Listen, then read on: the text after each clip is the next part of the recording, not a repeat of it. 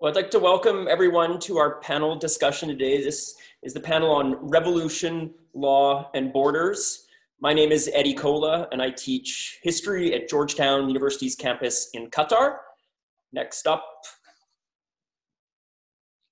Hi, my name is Netta. I'm a PhD candidate at Princeton University, and I study history of the family and history of the social sciences. Hi, my name is Carine Renoux.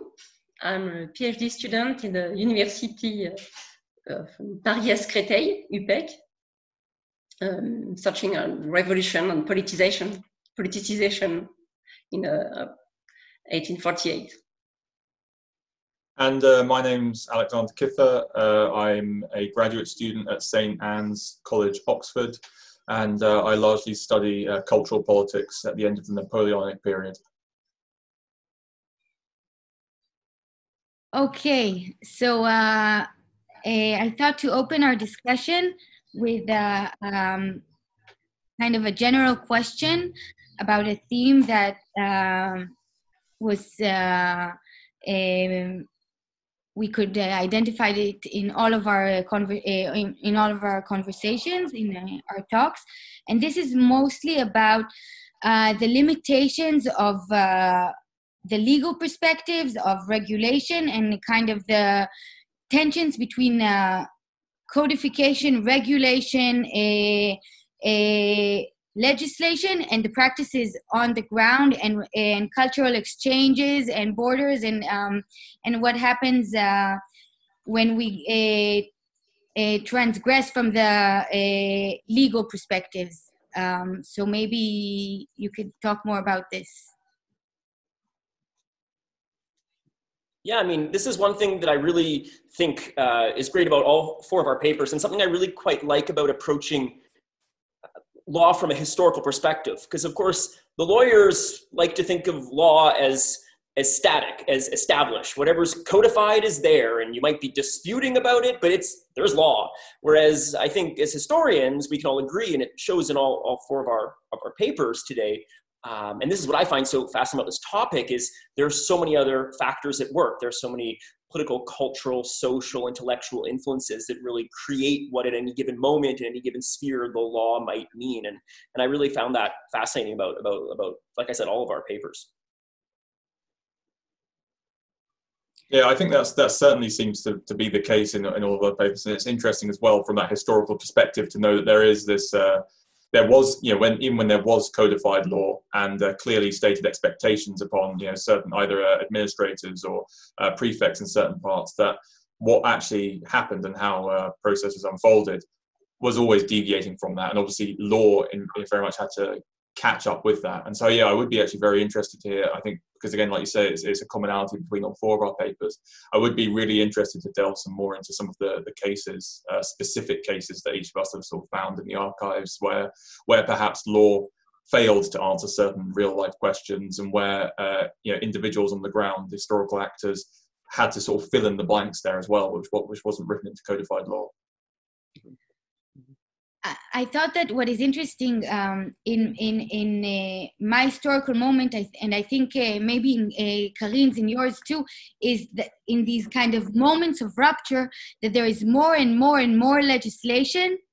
There is also more and more deviation from the law, and more contention and debate and maneuvering and manipulation. And this is what we can see, for example, in the law of 17 of Nivose, this kind of there is much more regulation about family, and there's much more people going around it and kind of maneuvering and navigating through it.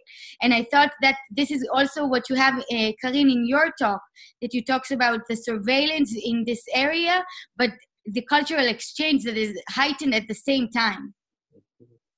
Yes. Like this moment of rupture and more legislation, more and more law, and because of the revolution, maybe it's innovation. And we can, when you talk about this law, this law from Nivose and 2 is very innovative. An innovation is a process of law in the same time, in 1948, it was an innovation with new laws or new legislation. So maybe very moving and very surprising for the people. It's funny, Netta, I teach a legal history course, and I hope none of my students or future students are watching this, because I often ask a question on the final exam about precisely what you brought up, which is this idea that in moments of disruption, there's also a lot of creation of law. And so it leads to this interesting tension between reversal of law, but then also innovation and creation of new law. And so I think that's an absolutely central theme as well, and a very important historical lesson, I think. Eddie, now I have a particular question to ask you about the history of the passport, because I read it and I couldn't stop thinking about it. You talked a lot about the limitations of movement and of space. And I wanted to ask if you can elaborate about the passport and limitations of time. When was it 3 months that you can go inside? What's the difference between travel or immigration? When did this all come up? This kind of, a passport is a limitation of time and not only of space. Yeah, no, actually, that's a really interesting way of thinking about it. And of course, the analogy in the modern passport is, you know, they have a validity. You know, this passport is only valid until this amount of time. And as I'm sure you guys all know, even some countries, they don't let you travel if your passport isn't going to be valid for the next 6 months or something. And so there's always been, and I've never thought about it that way, but Netta, that's a really great way of framing it, that it's permission or protection, as I say in my talk, to travel, but also within a certain chronological time frame. You know, that time framing of these sorts of documents goes back to the very beginning. They were often written with a particular period in question. You know, this pass is valid until, and when documents started to become codified, but I often say loosely codified, because passports remain still uncodified at the level of public international law today. Different countries would say, you know, this passport is valid for this trip, or this passport is valid for this trip and 3 more, or this passport is valid for a month or a year. And so again, every country has differences. I often feel hard done by as a Canadian because we have relatively short validity windows for our passports. And so I feel like I'm constantly renewing my passport, whereas Americans luckily get to have a passport for like 10 years or something. And so, yeah, that's been in flux since the beginning. So like so much more, and this goes back to our theme of lack of solidity in these types of frameworks. There's never been sort of a firm validity. So I have a question for you, Netta, but maybe I'll skip you and I'll ask a question so we can move around a little bit of Carine, because obviously, if you need a document to cross a border, there's got to be a border there on the ground. And so this is something that I've grappled with in my own research, and it's certainly a fascination for me. And one thing I really enjoyed about your talk is the physical demarcations of the borders, whether they're those, you know, the stone sort of mound put in the ground. You know, did you find other maybe more creative examples of these sorts of demarcations of boundaries? Because, I mean, you mentioned a couple other ones in your talk, but I mean, this is something I'm just fascinated by as an aside, how people have, you know, through time, before there was, you know, GMS on our phones telling us where exactly we were crossing these lines. We can still find today the place of old stones, all physical demarcation for 17th century. With the Franche-Comté, yep. The France to Franche-Comté, and other in the south between Savoie and France, near the river Rhône. Yeah, we can see many mentioned in the archives on the place, and sometimes difficulties to replace, and they talk about the tax officer or the mayor or people, because they costs money to replace a new stone physical demarcation. Yeah, yeah.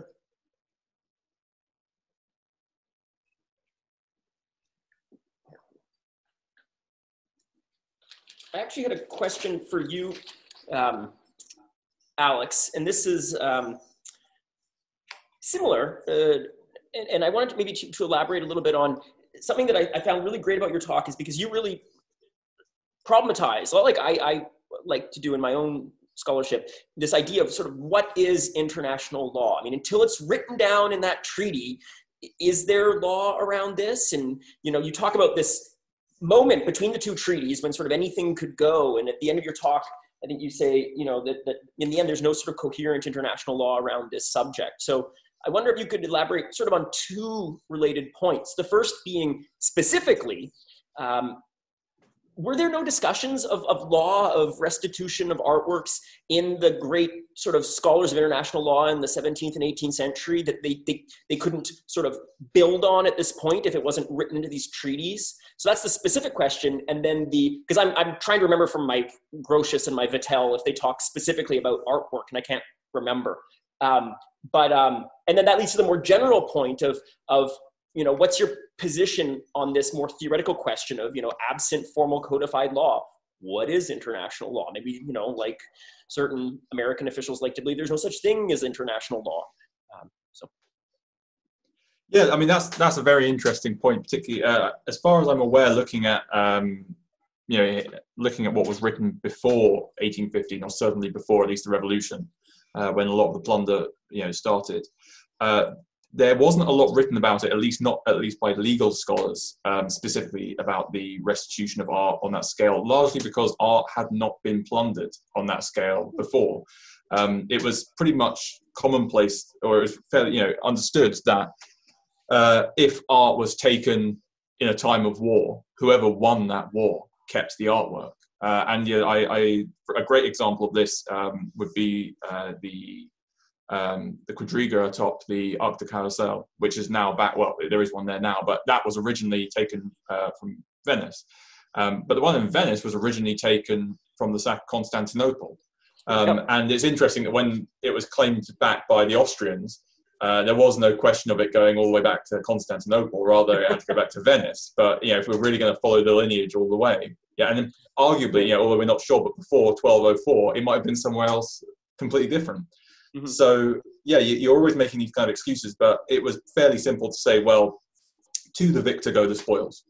And it was only really after the revolutionary and then Napoleonic armies and their practice of plunder, mass plunder as well, especially because it was across, you know, Europe. It wasn't outside elsewhere, but it was very much stuff that had already been established as, you know, important natural cultural heritage. Yeah, there was very much this need to catch up with what had been, you know, hadn't been discussed. The only place where I would say it had been discussed before was not by legal scholars, but by philosophers of art, and aesthetics as well, especially. But this was in very abstract terms. You know, I mentioned in my talk about the petitions that were signed during the Revolutionary Wars about, you know, Italian works of art that should be left in their place. But there was still a lot of discussion around this as to whether it should remain in its, you know, within its social space, because it loses the ability to be art when it is extracted from its social space, regardless of the universal application or how many people can see it in the Louvre, which is an argument again that, you know, the Greeks are having with the Parthenon marbles, and which is a very interesting philosophical discussion to have. But legally, yeah, no one really bothered to think much about putting together some kind of strict law until 1814, and even then in 1814, the so-called definitive treaty had to be rewritten in 1815 because it didn't cover that. And even then, after 1815, numerous disputes continued throughout 1816, all the way through the 19th century, and all the way through the, obviously, 20th century until the Second World War, when we had to have the Hague Convention on Cultural Property. And even that had to have a second protocol in the 90s after the Yugoslav Wars. And even today, obviously, as we've seen monuments being toppled all around us, there's still no clear-cut way of deciding, well, what belongs to who and where, and what do these symbols mean legally. So yeah, it is a very interesting thing to see that people didn't really give it a lot of thought, and when they did, at least in 1815, these were people, you know, diplomats in Vienna, who had no idea of the reality of the legal recourse, or how it had to be done on the ground, as you know, very much seems to be appearing to be our theme. They were writing these treaties without taking into account the huge multiplicity of other considerations that had to be considered for that, and hence constant need for revision. And we're seeing that still very much today. And I do think that applies as well, in terms of borders. When someone draws a border upon a map, they can't foresee all of the economic, practical, logistical, issues that will arise with that. Similarly, Netta, when you said about the pathological effects upon the family and the health of individuals as a consequence of these legal frameworks, I found that particularly interesting. And I actually wanted to ask if you could maybe expand upon your research in that particular, because I found the idea of these almost abstract, legal entities and conventions having a real life effect upon individual cases. These are things that laws don't necessarily, or lawmakers don't necessarily always foresee. So yeah, it would be interesting to hear some more about that, not just from you, but from everyone in their respective research. I think what's interesting in the revolution is that lawmakers were thinking that they are creating a new order through law, and it's not, and it wasn't, that's why they didn't think about just strict legality. They were thinking about reforming and regenerating the nation. So they had to rebuild everything. And that's why when they thought about law, it wasn't anymore these kind of legal cases, particularly it was, we have to bring all of so many more areas of thought, because the new legislation has to just be overwhelming, has to expand over the whole social order.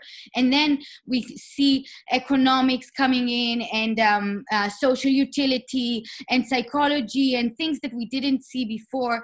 And that's why I think, and that's why what I try to show is that this kind of family legislation, when physicians were thinking about this homme de lettres, it was never anymore these kind of jurists. Because they wanted to make it much more expansive. And I think that what I try to say in my talk is that what happens when you think about the family in a whole different perspective is that the concept of the family itself changes and has kind of different implications. And of course, through to everybody's personal lives, but also in this kind of more something you can quantify, something you can regulate, something you can control, and that's why inheritance becomes such a role in this. So I think that there is something about the French Revolution, and I think this is a little bit, it changes in your talk, is that it's when they think about the law, it's not the law, they think about much more about reconstructing the nation, regenerating the nation. Yeah. No, I agree with you entirely, Netta. Like, it's an interesting, again, a spectrum or a dichotomy of historical experiences, when sometimes, as you were saying, Alex, there's this sort of just abstract idea of what should happen, and therefore that becomes law, versus I think Netta's case study is a really excellent one for when there is a really explicit aim that the law is meant to achieve. And I don't know, it's funny, it's just as you were talking just now, Netta, I found an interesting commonality between your two papers, Alex and Netta, in terms of, to the victor go the spoils, right? Like, we're fighting over artwork in one case, obviously during wars, you're fighting over a lot more as well. But I mean, inheritance is within a family, the competition over the spoils, right? And so there's an interesting real world tangibility to those struggles, because you're looking at, who gets the stuff. And that's another, again, excellent connection with Carine's paper, because, that tangibility of the border, and then the intangible ideas that are crossing borders, the tangible goods that are crossing the borders when it's smugglers, so the intersection between, ideas and then the stuff that people are fighting over, I think is a really acute one. During the reconstruction of the nation, I think it's different in the territory with France and Italy, Piedmont, because it's not the nation, reconstruction of the nation like in France. So the exchanges with the borders are maybe very complicated. I don't know what the mean people are thinking about the revolution or the war on Piedmont, Sardaigne with Austria, and so 30 years after 1815 is maybe keep in mind the place when the Austrian soldiers came in the territory, and it was a long time before 1848. But I was looking for any documents, the borders in Pays d'Aix and Savoie, Swiss. I think the 1815 date was very important and traumatic.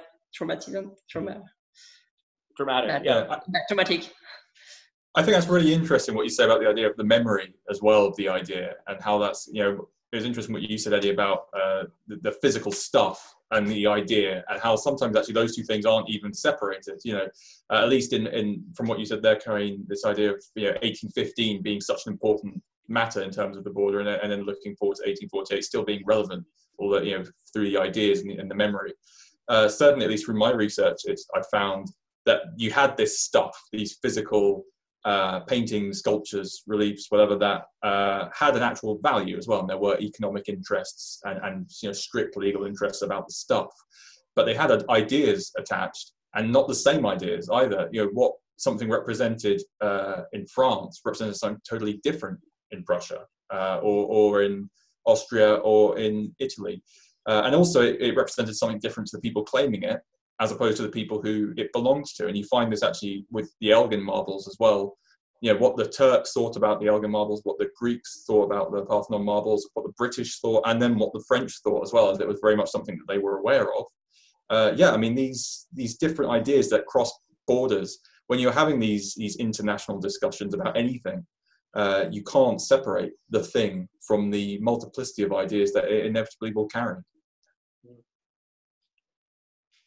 I think, Alex, it's beautiful, and I think you're totally right. And I wanted to ask you another question about your actors. I wanted to understand if it's more these kind of new nationalistic demands of reclaiming, because you really explained that this is kind of this revolution. The Napoleonic Wars is a turning point because it's also the amount of plunder, but also these kind of new ideas of we have to reclaim what is ours as a nation.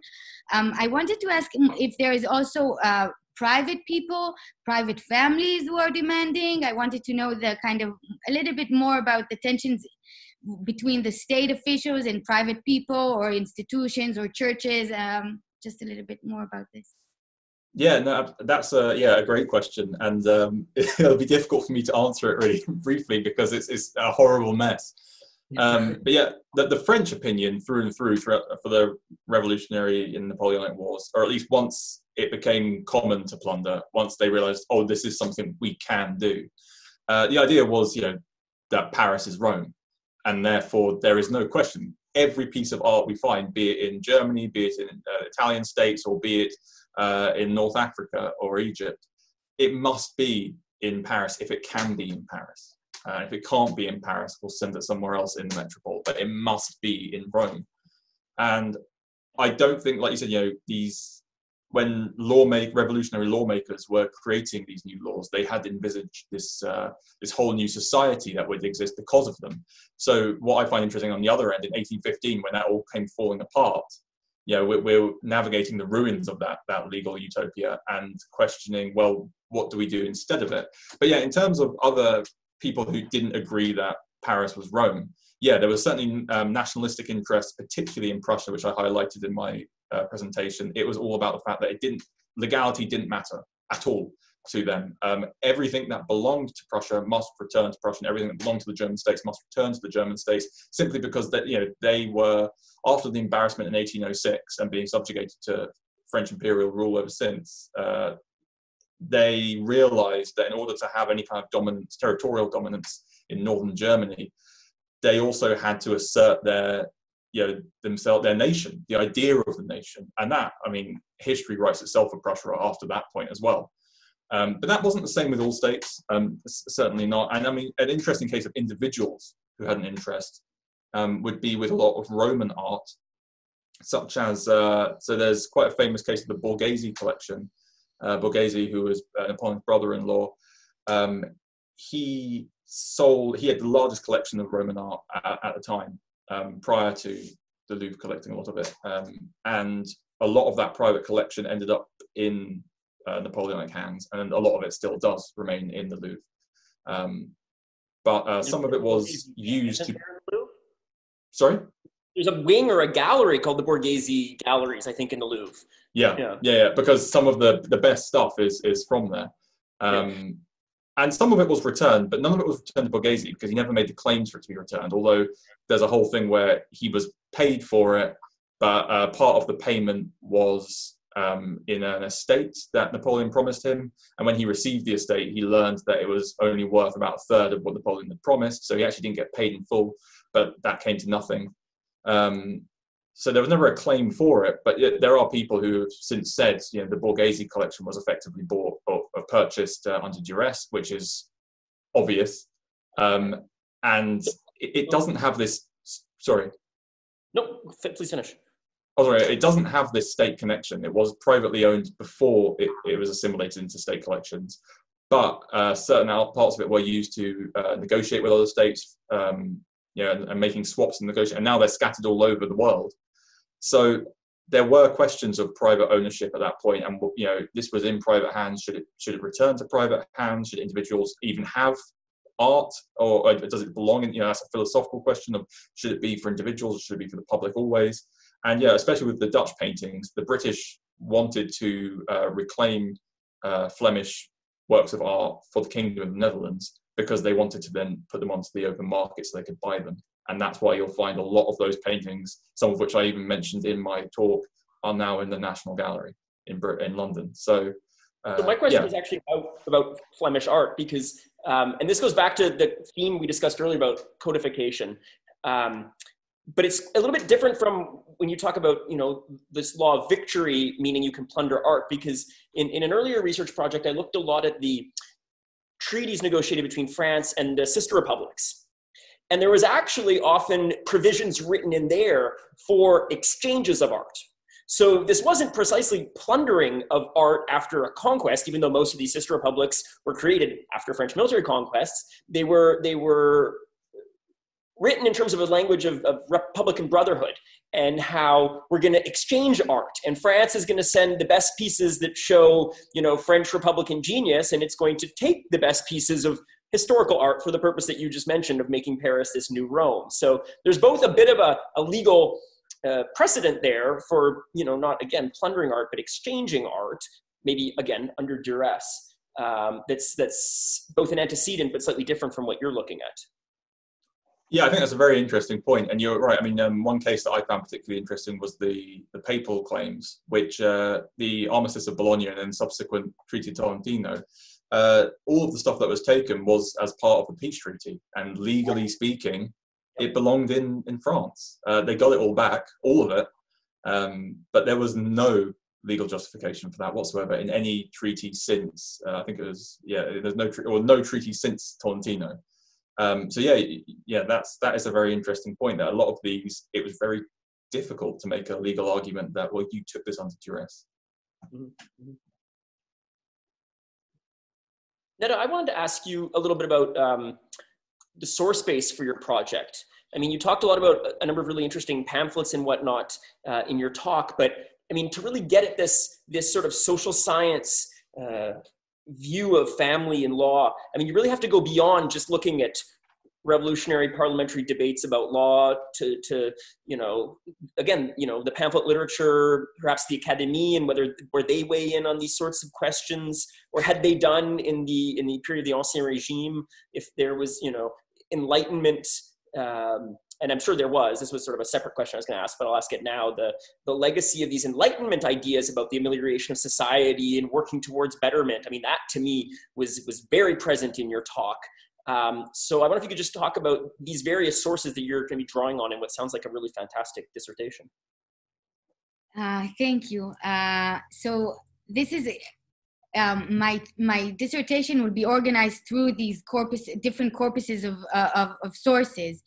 But since I'm very much interested in the beginning of the empirical study of the family, I'm kind of moving away from the philosophes. I want to talk not about the kind of the family as this abstract first step into society, but really the mundane inheritance practices, and how in the beginning and in the beginning of the 19th century, and then in the middle of the 19th century, this becomes this kind of science of the family in sociology and anthropology. So, but for that, I look a lot about, I look a lot into travel literature and how they describe incest in the New World, and how do they describe this kind of family structure. So this is one topic that I'm looking at. Around the 18th century, there's a lot of surveys going on into the rural areas in France to survey families, as part of the revolution. So I'm looking a lot about these surveys that are happening, and these kind of people who are comparing the New World to the rural agricultural families in south of France, for example, and showing these kind of family structures. So I'm looking a lot about how they observe families in different areas to understand. And what is very important for me in my dissertation, and this is why I bring along a lot of petitions, is that I want to say that the intellectualization, what I call it, this kind of thinking anew about the family through these scientific or systemized prism, is not only happening for social thinkers or erudites. This is happening in families themselves. So this is why I write a lot about these petitions, that sometimes they show very, very detailed genealogies to show the inheritance. It's people systematically thinking about their own families. And one of the corpuses that I'm looking is these kind of livres de raison. It's these family books that people wrote their own marriages, family trees, and they did it for their families for over generation. And this is what I want to show is the beginning of the empirical study of the family. These families in the South thinking about the family to arrange it for the future generation. This is kind of the beginning of the empirical study. So this will be one chapter. So I'm sorry if this was too, but there's a lot of places where I draw on for my dissertation. Yeah. Well, and smart move, by the way, if I can offer a little piece of advice, to in a dissertation sort of block off, I will be talking about this, but like, I'm not going to talk about the philosophe and the abstract stuff from the 18th century, because that, so many people want you to do everything in the kitchen sink in your dissertation. So. Yes. So if we don't have any more comments or questions, I think I want to thank you all for joining, and thank you, Carine and Alex and Eddie. And this was a pleasure, and we hope to see you next year. Yes, in person, inshallah. Yeah, thank you all. This was great. Yes, thanks. It's been amazing and very interesting. Thank you. Thank you very much. All right, take care.